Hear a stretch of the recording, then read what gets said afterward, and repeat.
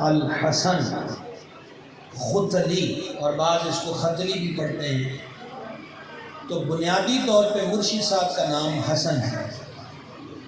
اور دادا صاحب یہ فرماتے ہیں کہ میرے مرشد تارک الدنیا تھے، طویل مدت تنہائی میں گزاری، اور اسٹیج پر موجود جملہ مشائخ کی نظر داتا صاحب کا ارشاد کرنا چاہتا ہوں جو کشف المحجوب میں انہوں نے لکھا۔ فرماتے ہیں کہ میرے مرشد فرمایا کرتے تھے کہ دنیا ایک روزہ ہے اور ہم روزے سے ہیں۔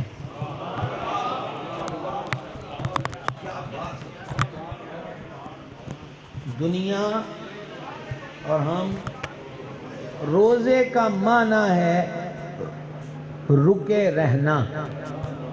انہوں نے کہا دنیا کی تعمیر کیا ہے؟ جسٹ ون ڈے، ایک دن کی ہے، ختم ہو جائے گی، تو کیوں نہ رک جایا جائے۔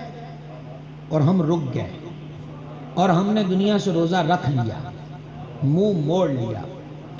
داتا صاحب رضی اللہ تعالیٰ عنہ اپنے مرشد کی خدمت میں مصروف رہے، اور آپ سارے ولیوں کی ہسٹری پڑھ لیں، جنہاں نو بھی کو کرمہ والا پیر لبا ہے نا، انہاں اپنے سائیاں دا دامن نہیں چھڑیا۔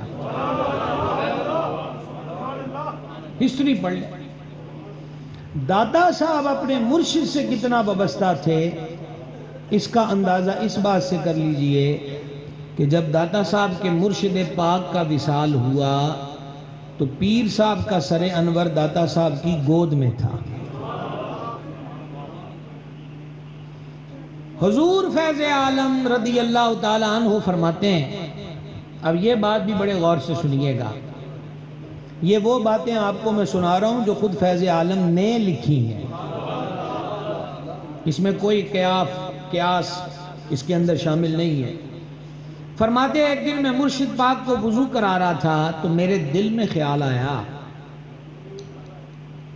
کہ علی حجویری یہ دیتا تو سب کچھ خدا ہی ہے، پھر ہم ان بزرگوں کی ملازمت کیوں کرتے ہیں، ان کی نوکری کیوں کرتے ہیں؟ فرماتے ہیں میرے من میں خیال آیا، اب پتہ نہیں میں اس وقت یہ جملہ سمجھا سکوں کہ نہ سمجھا سکوں، مولانا روم نے کہا تھا مثنوی میں، اللہ والے دلوں کے جاسوس ہوتے ہیں۔ اللہ اللہ اللہ حق ہے، اللہ والے دلوں کے جاسوس ہوتے ہیں۔ حضور فیض عالم کے مرشد پاک نے سر انور اٹھا کے سرکار گنج بخش کو دیکھا اور مسکرائے، اور مسکرا کے کہا، اب وہاں خیال یہاں تھا۔ تو مرشد پاک نے فرمایا علی حجویری دیتا سب کچھ خدا تعالی ہی ہے، مگر جب اس نے کسی کو کچھ دینا ہو تو اپنے دوستوں کی سنگت اور ملازمت عطا فرما دیتا۔ اللہ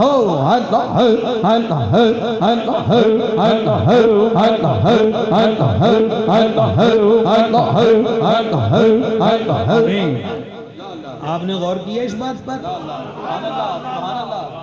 حضرت داتا صاحب رضی اللہ تعالیٰ عنہ لاہور تشریف لائے، زیادہ طوالت میں جانے کا وقت نہیں ہے، لاہور تشریف لائے۔ لاہور میں آ کر آپ نے جو پہلا کام کیا ہے وہ مسجد بنائی۔ کیا بنایا جناب؟ مسجد بنائی۔ اب پہلا کام ہے کہ مسجد بنائیے، پاک بدن چلے جائیے اور ٹیلوں پہ چڑھیے۔ تو فرید الحق کے بدین وہاں آئے تو پہلا کام کیا مسجد بنائی۔ اسی مسجد کی سمت قبلہ کا تو جھگڑا ہوا لاہور میں کہ بعض حضرات نے کہا کہ یہ جو بابا افغانستان سے آیا ہے اس کی سمت قبلہ ٹھیک نہیں ہے۔ داتا حضور نے فرمایا بھائیو ایک نماز اس فقیر کے پیچھے پڑھو اور آ کر دیکھ لو، جدھر کو ٹیڑھا پن ہوگا ہمیں بتا دو، ہم سمت ٹھیک کر لیں گے، لڑائی علی تے گل ہی کوئی نہیں۔ ٹھیک ہے، نماز فیض عالم نے پڑھائی، اور جب سلام پھیرا تو سب کے سب حاضرین کو اپنی مسجد کی کچی دیوار پر آج سے کم و بیش 1000 سال پہلے کچی دیوار پر حاضرین کو لائیو براہ راست بیت اللہ شریف دکھا دیا۔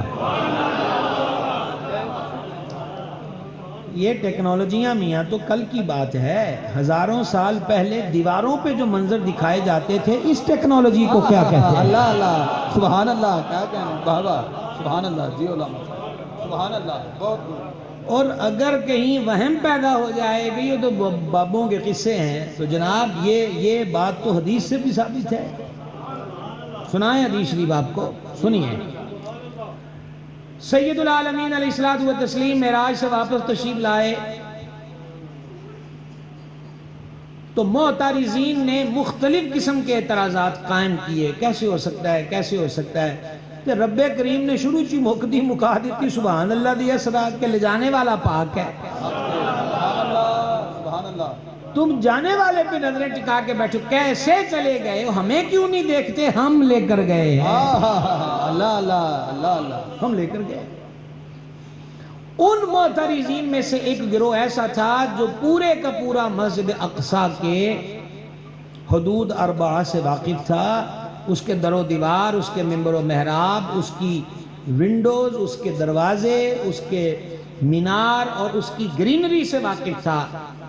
انہوں نے سرور عالم علیہ السلام سے یہ کہا کہ آپ نے وہاں اگر نبیوں کو نماز پڑھائی ہے تو دسو دے دروازے کتنے نے، اس کی ونڈوز کتنی ہیں، وہاں جو سبزہ ہے، درخت ہیں، وہ اس کی شرقی جانب ہیں کہ غربی جانب ہیں؟ حضور اقدس علیہ السلام فرماتے ہیں کہ ہمارے قلب انور پر کچھ دیر کے لیے اس خیال کی ہیبت آئی کیونکہ ہم نے اس کے دروازے نہ گنے تھے، اور ویسے بھی حضور دروازے گننے تشریف بھی نہیں لے گئے تھے، تو درباراں دے بھی جایا کرو تے لفافے ہی نہیں ویکھی دے ہوندے کہ کدھروں کیڑا تبرک آ رہا ہے، گھر والے التیان کری اللہ اللہ، بہت خوب بابا، بہت خوب۔ سمجھائیے یہ آداب شاہی ہوتے ہیں، حق کے بے شک۔ اور اسی آداب شاہی کو عرشوں کے مالک نے بیان کیا، ما زاغ البصر وما طغا۔ محبوب جب اس حریم ناز میں پہنچے تو نہ نظر دائیں گئی نہ نظر بائیں گئی، نہ حد سے بڑی، بلکہ حبیب نے ٹکٹکی باندھ کر جلوائے حق کو دیکھا ہے، ٹکٹکی باندھ کر دیکھا ہے۔ اچھا جناب، جو میں عرض کر رہا تھا، انہوں نے جب یہ کہا نا تو حضور پر نور علیہ السلام فرماتے ہیں اللہ جل جلالہ نے عقیل بن ابی طالب کے گھر کے قریب، مکہ شریف میں عقیل بن ابی طالب کے گھر کے قریب مسجد اقصی کو اٹھا کے رکھ دیا، اور گویا فرمایا گیا حبیب یہ سامنے مسجد ہے، جو پوچھتے جاتے ہیں دیکھ کر بتاتے چلے اللہ جائیں۔ اللہ، سبحان اللہ، بہت خوب، سبحان اللہ۔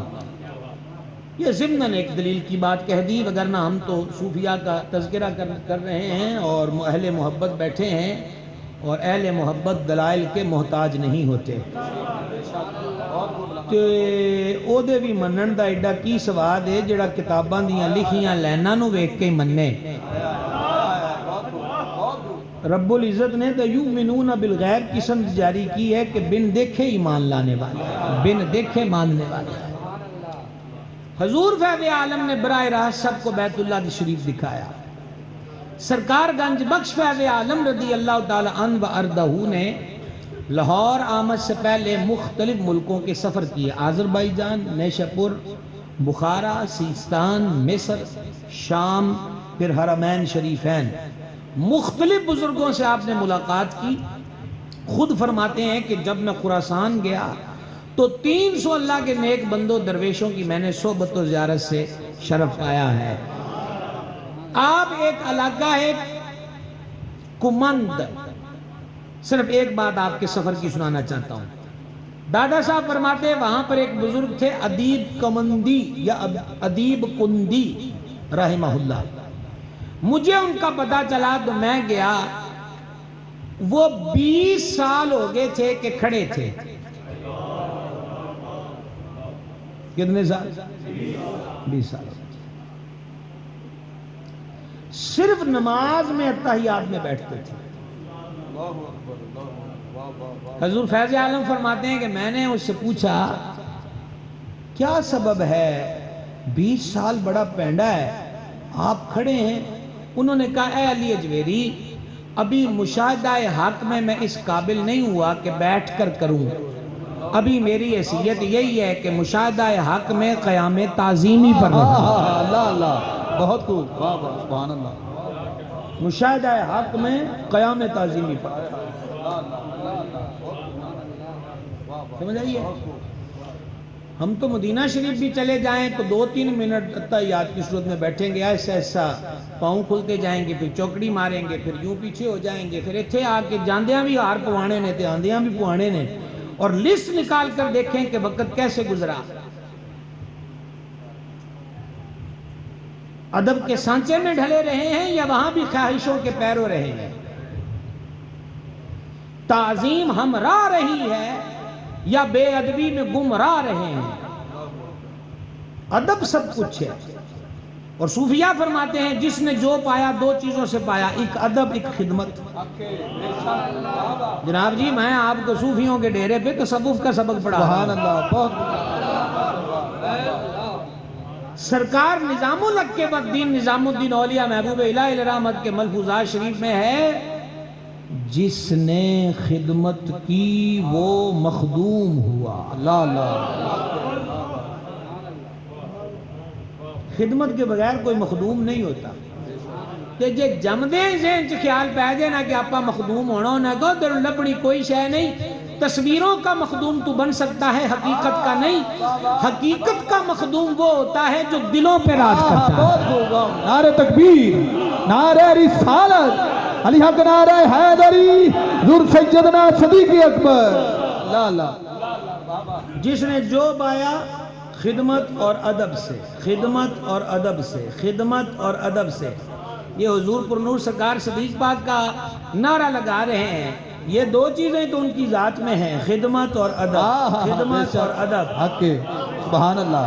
سبحان اللہ. خدمت اور ادب. خدمت اور ادب.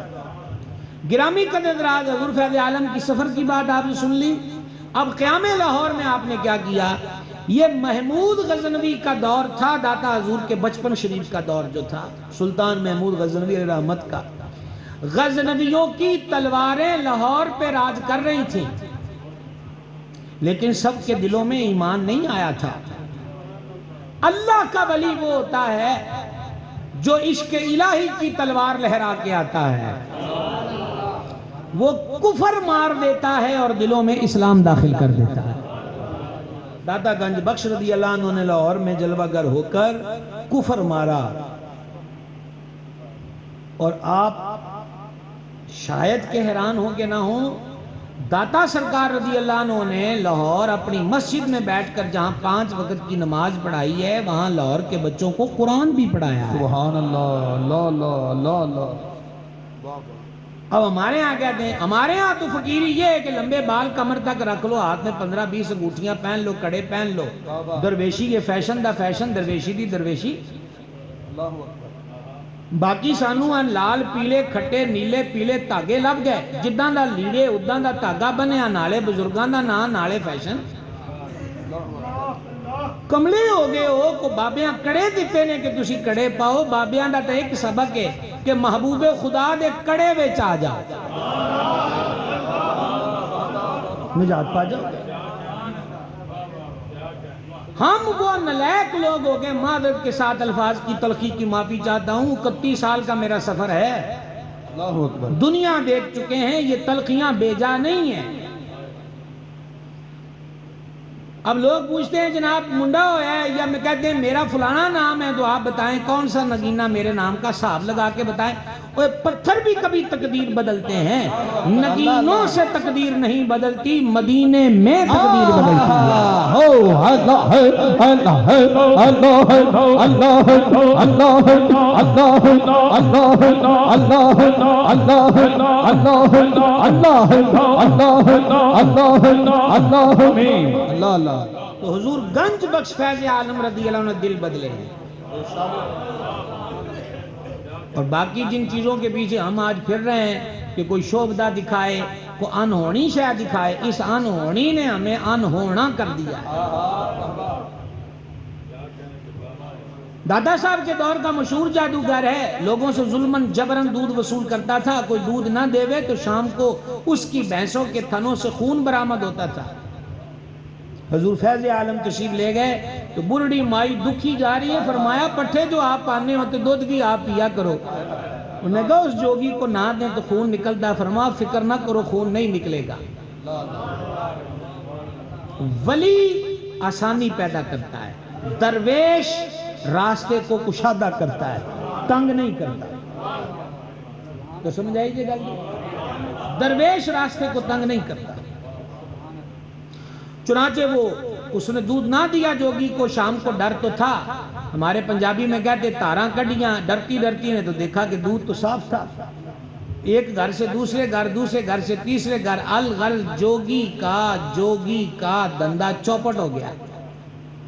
اس نے کہا ہوا کیا ہے؟ لاہور والے بڑے منہ موڑ کے انہوں نے کہا جی افغانستان سے ایک بابا آ کے بیٹھا ہے، جس دن سے وہ آیا ہمارا دندہ چوپٹ ہو گیا۔ وہ سارے چیلوں کو لے کر حضور فیض عالم کے پاس آ گیا، اور حضور فیض عالم رضی اللہ عنہ سے کہا یہ علاقہ میرا علاقہ خالی کر دیں ورنہ آپ کو نقصان اٹھانا پڑے گا۔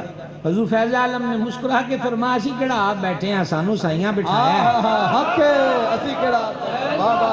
اور یہی بات میرے دادا مرشد حضور سیدی و سندی محدث اعظم پاکستان رحمۃ اللہ علیہ نے فرمائی تھی۔ جب انگریز پی سی آیا کہا جی وہ کہتا ہم آپ کو اٹھا دیں گے، فرما کس کی ضرورت ہے جو ہمیں یہاں سے اٹھائے، اس جگہ پہ ہمیں داتا صاحب نے